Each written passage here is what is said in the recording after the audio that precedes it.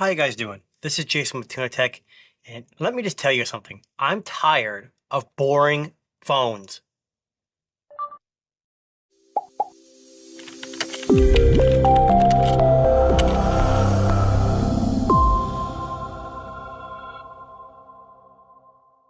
All right, slab phones are slab phones. They're all the same. And I hate to be honest, Samsung just did their summer unpacked event, and even the foldables are starting to get stale.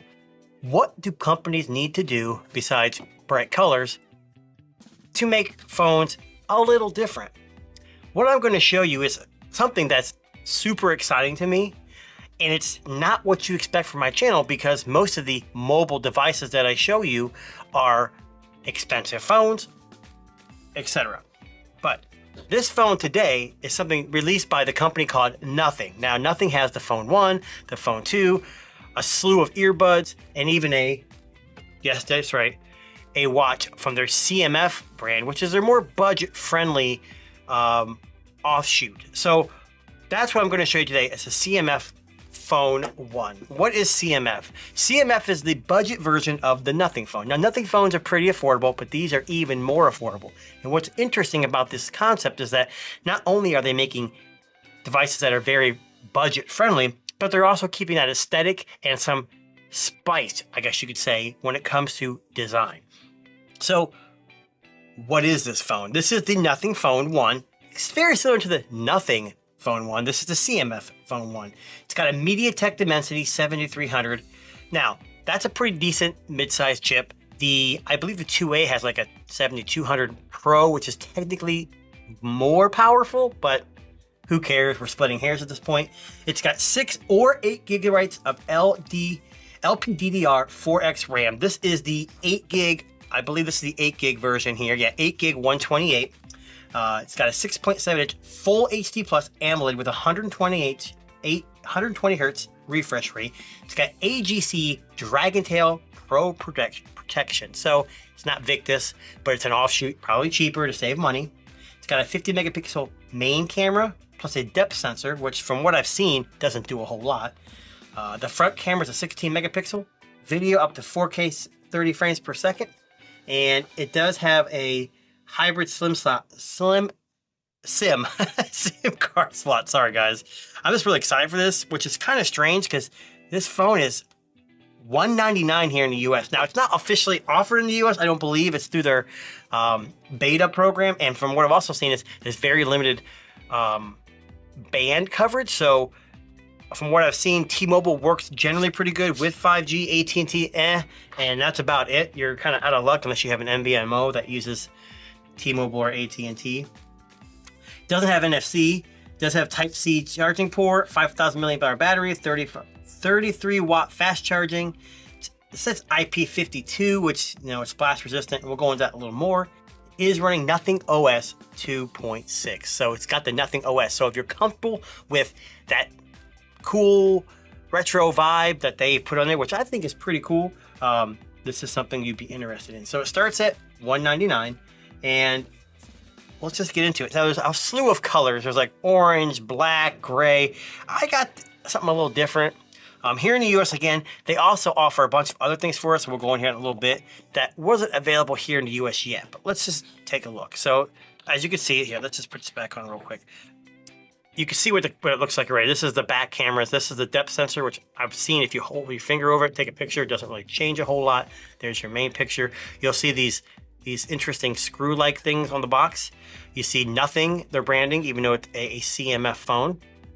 And then it says here, 8 gig, 128, and it's light green. That's what the color this is. It looks more like an aqua or a teal to me. Let's just jump into it. So I'm pretty excited about this. It's a budget phone. I don't really get hyped up for this, but something about this phone and what Nothing and CMF are doing kind of makes me excited. So let's put the phone off to the side. So you get the phone, obviously, and inside the box, you get a charging cable, and you get a SIM ejection tool. So pretty nice. Is there anything else in the box? Let's see. Nope, I think that's about it. So what is this? Let's see what we got here. It's pretty hefty for a budget brand phone, which is kind of surprising to me. It's gonna tear this thing off because I don't really want to use it again, but throw that off the side. So here you can see, I'll put that to the microphone. It's kind of like a textured back, but it's definitely plastic. You got this round knob at the bottom, which is actually a screw, and you could unscrew it and put accessories on it. I don't know if it's easy or hard to unscrew, but I haven't really got into it yet. You see these screws right here, 1, 2, 3, 4. These 4 screws, and you could take off this whole side and back and replace it with different colors.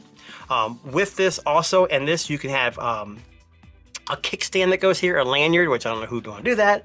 Also a wallet case that's magnetic, and I've seen it looks like kind of like a MagSafe type of thing. So you stick a pad on here that has like a MagSafe magnet in it, and then you could add the wallet case to it.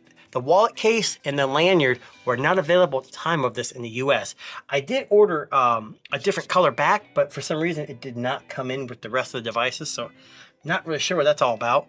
But as you can see, you got your front camera right here. And on the bottom, you got your SIM card slot, see, and 1 down-firing speaker. There's no stereo speakers here. You got your volume up and down and a power button. So it feels hefty. It feels, honestly, in the hand, it feels like more than a $200 phone. It's not going to be a powerhouse. It's not going to tear up the Antutu scores and all that stuff. But what's interesting is that for this price, you're getting a very, very decent phone, and you don't have to spend an arm and a leg to get something that's a little interesting. So for 200 bucks, you can get a phone that does all the basics and some light gaming, as well as a phone that just kind of sticks out a little bit, and you can kind of make it your own. You can get different backs, accessories. Speaking of that, look at this aside. Here is the only accessory that I could find. Now, I'm getting kind of concerned. So in the box, you get the charging cable, but there's supposed to be a screwdriver in the box, not just a SIM ejection tool. So I'm hoping that there's a screwdriver in this, but probably not, because it does not go on that part. So I don't know how to take the back off unless it comes with the back that I haven't got yet. I'll look into that and get back to you guys, but it sounds like to me that maybe something's missing in the box. So let me see if I can get this open here.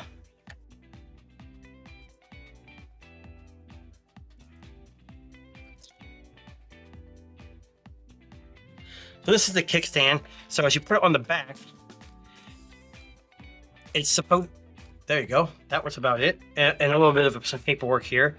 And that's all it is. As you can see, there's a little screw here. And what you do is you unscrew this and you screw this on. So let me take a break here real quick, see if I can get this loosened up, and we'll show you what it looks like. All right, so I got the phone here face down.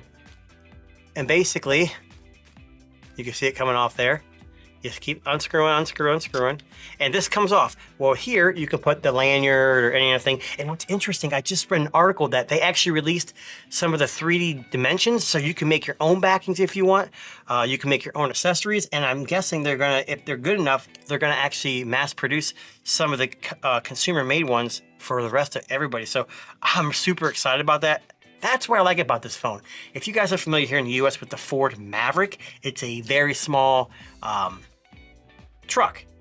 And what's interesting about that truck is that it is modular, and is that they have released, Ford has released a bunch of SLS files so you can make accessories for the back of your truck.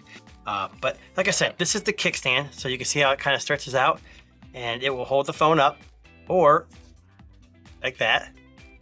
Hard to see there, sorry about that. And like this. And it's kind of interesting. That's something I can see myself using. You're watching a video, you're at work, you can set it off to the side.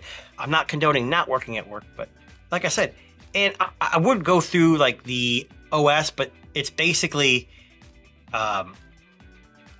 nothing OS. So if you use an OS, a nothing phone, it's going to be just like nothing, just like anything else they make. So with that being said, this is the CMF Phone 1 by Nothing.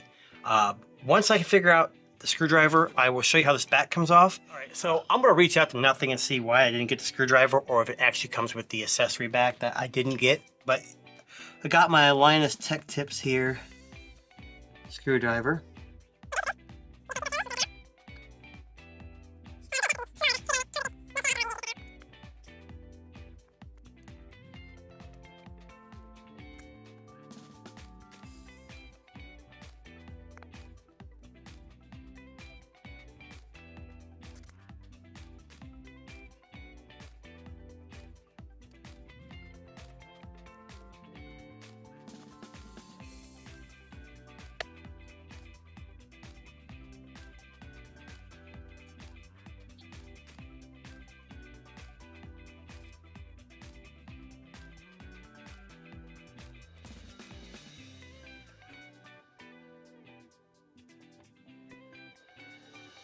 So, as you can see, make sure you take the sound card tray out first.